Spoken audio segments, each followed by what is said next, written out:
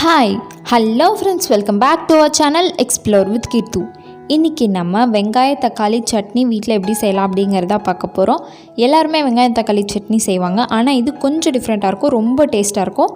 So இப்போ நம்ம வீடியோக்குள்ளே போகிறதுக்கு முன்னாடி நீங்கள் இன்னும் நம்ம சேனலை சப்ஸ்கிரைப் பண்ணலன்னா கீழே இருக்க சப்ஸ்கிரைப் பட்டன் அமுக்கி பக்கத்துலேயே ஒரு பெல் ஐக்கான் இருக்கும், அதையும் டேப் பண்ணிங்க அப்படின்னா அதில் 3 ஆப்ஷன் கேட்கும். அதில் ஆல் அப்படிங்கிற ஆப்ஷனை செலக்ட் பண்ணி வச்சுக்கோங்க. ஸோ தட் நான் எப்பப்பெல்லாம் வீடியோஸ் போடுறேனோ அப்பப்பெல்லாம் உங்களுக்கு ஒரு நோட்டிஃபிகேஷன் வந்துடும். ஃபர்ஸ்ட் எனக்கு தேவையான இன்க்ரீடியன்ட்ஸ்லாம் பார்த்துக்கலாம். நான் இன்றைக்கி சின்ன வெங்காயத்தை இந்த மாதிரி சின்ன சின்ன பீஸாக கட் பண்ணி வச்சுருக்கேன். நீங்கள் பெரிய வெங்காயம் எடுத்திங்கன்னா 3 மீடியம் சைஸ் வெங்காயம், கூடயே 2 பச்சை மிளகா, 2லேருந்து 3 உங்கள் காரத்துக்கு ஏற்ற மாதிரி, கூட ஒரு பல் பூண்டு எடுத்துக்கோங்க. அப்புறமா ஒரு 2 கைப்பிடி அளவு புதினாவை நல்லா க்ளீன் பண்ணி வாஷ் பண்ணி எடுத்து வச்சுக்கோங்க. இப்போ நான் சொல்கிறது எல்லாமே ஒரு 3லேருந்து 5 பேர் சாப்பிட்ற அளவுக்கு சரியாக இருக்கும். கூடயே ஒரு கைப்பிடி அளவு கொத்தமல்லியை நல்லா க்ளீன் பண்ணி வாஷ் பண்ணி வச்சுக்கலாம். கூட ஒரு 3 மீடியம் சைஸ் தக்காளியை கட் பண்ணி வச்சுக்கிறேன். இப்போ அடுத்து ஒரு எம்டி கடாயை நல்லா ஹீட் பண்ணிவிட்டு ஒரு 3 ஸ்பூன் அளவு எண்ணெய் ஊற்றிக்கோங்க.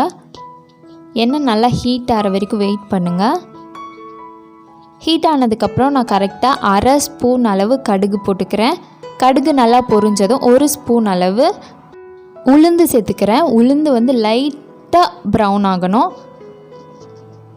அந்தளவுக்கு ப்ரௌன் ஆனதுக்கப்புறம் நம்ம கட் பண்ணி வச்சுருக்க பச்சை மிளகா உங்களோட காரத்துக்கு ஏற்ற மாதிரி சேர்த்துக்கோங்க. இப்போ நம்ம கட் பண்ணி வச்சுருக்க வெங்காயத்தை உள்ளே ஆட் பண்ணிக்கலாம். வெங்காயம் ஆட் பண்ணதும் கொஞ்சோண்டு உப்பு போட்டுக்கோங்க. உப்பு போட்டிங்க அப்படின்னா வெங்காயம் சீக்கிரமாகவே வதங்கிடும்.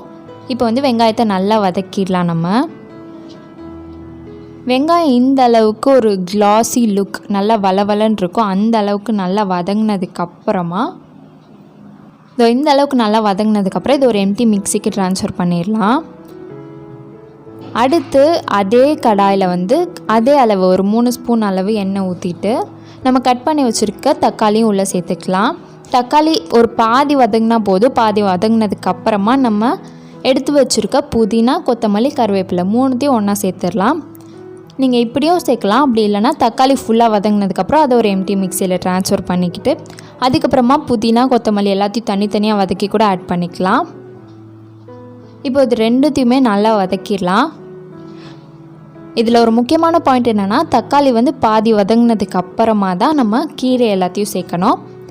இல்லைனா கீரை சீக்கிரமாக வெந்துடும், தக்காளி கொஞ்சம் லேட்டாக வேகும். அதனால் இப்போ இதுவும் நல்லா வதங்கிடுச்சு. இப்போ இதையும் அதே மிக்சியில் ட்ரான்ஸ்ஃபர் பண்ணி தண்ணி சேர்க்காமல் நல்லா அரைச்சிக்கோங்க.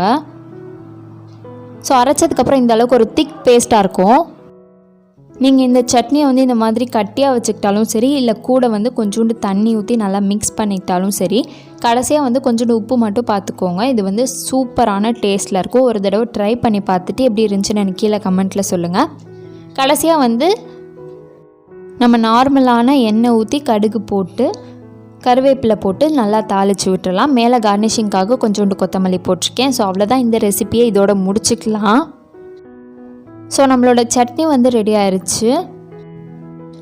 ஸோ இந்த வீடியோ உங்களுக்கு யூஸ்ஃபுல்லாக இருக்கும்னு நான் நம்புகிறேன். யூஸ்ஃபுல்லாக இருந்துச்சுன்னா கீழே இருக்க சப்ஸ்கிரைப் பட்டன் அமுக்கி சப்ஸ்கிரைப் பண்ண மறக்காதீங்க. ஸோ அவ்வளோதான், இந்த வீடியோவை இதோட முடிச்சுக்கலாம். நம்ம நெக்ஸ்ட் வீடியோவில் பார்க்கலாம். பாய்.